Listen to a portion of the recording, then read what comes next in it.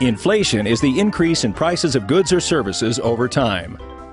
Dan just got paid and needs to buy groceries. Dan heads to the grocery store and loads up his cart with the items that he needs. These items cost Dan a total of $100. A year later, Dan returns to the grocery store with $100 to purchase the same items. However, now the same items cost $105 and Dan is forced to remove an item from his cart. Dan has experienced the effects of a 5% inflation rate. Dan must pay $5 extra to purchase the same items that cost $100 only a year ago. Inflation leads to higher prices and lower purchasing power. It's usually a monetary phenomenon caused by a country printing more money than is justified by the country's wealth.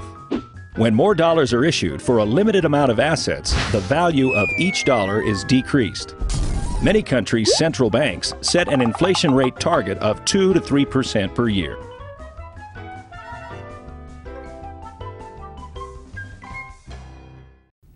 Good morning, I'm Doug Yates with the Real Estate News Channel. And I'm Mark Cunningham, Doug Yates' identical twin brother. And in Reuters today, there's an article stating that the Fed is threatening to raise interest rates back to 2007 level.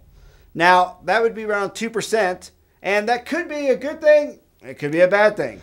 Here's the question. We want to hear from you as to what your opinion is as to what inflation's going to do. How's it going to affect you? What's it going to do to the real estate market? How is it going to affect your business in taking home buyers out looking for homes?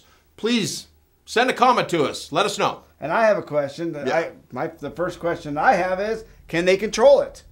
Can they stop it at 2%? Or is this the beginning of something that could rise? We don't know. So it's something that we need to keep an eye on.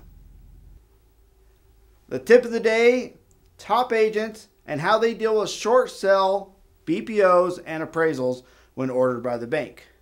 We all know that we have to get a BPO and appraisal from the bank, and we all know that they come in erratically, either too high, too low. And one of the things that you can do best is make sure that when it gets ordered, that you set an appointment to meet with the person either doing the BPO or the appraisal. You should know that home intimately because you've listed it, you've been there probably several times, you've shown it, and now you have the opportunity to make sure that they know everything that they need to know so they can make an informative decision based on the amenities of the home, maybe some issues that are with the home, so that when the BPO comes back in, you can feel good that you were able to at least show them everything, and hopefully it comes in accurate. What we have found is that throughout the nation, the top agents are using this tactic to make sure that BPOs come in better, more accurate, and their short sales get approved because they're right on track. Hey, we want to thank you once again for watching our show with us today, and we want to thank our sponsor, Exit Realty. We really enjoyed doing this show. And you know, it has been a lot of fun. And I'd like to give some love to CSSP. They're better known as Complete Short Sale Processors. And what they are, they're a processing company that's nationwide. And they allow you to focus more on your listings so that you don't have to do the bank calls, the short sale paperwork, and all the monotonous things that, frankly, you don't like to do. And when the state allows it, they don't charge you a dime. They charge the banks.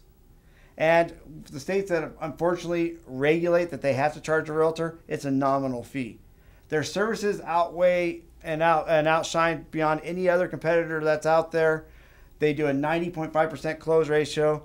And you'll see that if you add them to your team, you'll find increased productivity and more closings. So check them out. Click on the link on the right. And if you like this, forward it to everybody you know on Facebook and Twitter. You guys have a great day. See ya.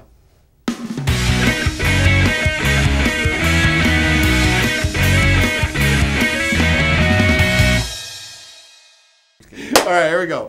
Roto-Rooter, that's your name. Okay. This is Blue Neverland.